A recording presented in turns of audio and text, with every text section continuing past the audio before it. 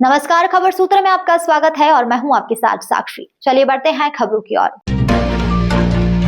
5 महीने से लापता बेटा, मां और बहन ने बहू पर लगाए गंभीर आरोप। कर्ज का बहाना बनाकर गुमराह बहन का दावा, 70 लाख की मांग, रिकॉर्डिंग होने की बात।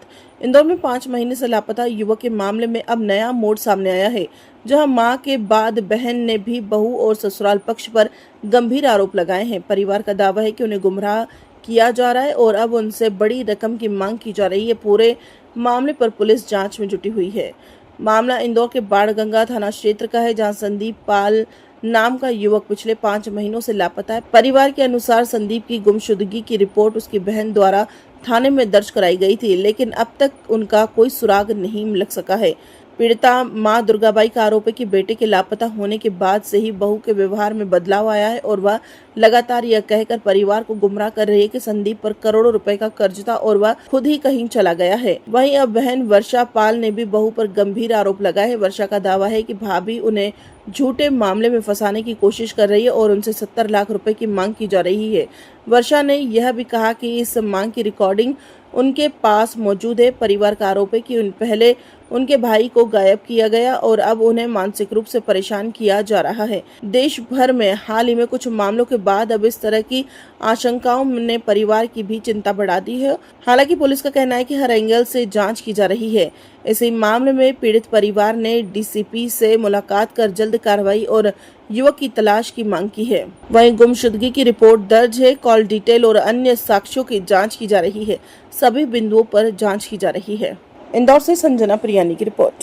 सर, बाणगांव में जो गुमशुदगी है, उसके आज उनकी माँ और उनकी बहन आई थी। उनके ये शिकायत है कि 5 महीने से उसकी तलाश की जा रही है। पत्नी पर अब संदेह जता रहा है कि उसने उसकी जानकारी और लगभग 3-4 महीने पूर्व गुमशुदगी थाना बाणगंगा में पंजीबद्ध हुई थी संदीप पाल जी की। दोनों पक्ष अक्सर शिकायतें करते हैं, कभी थाने में जाकर के और कभी वरिष्ठ कार्यालयों में।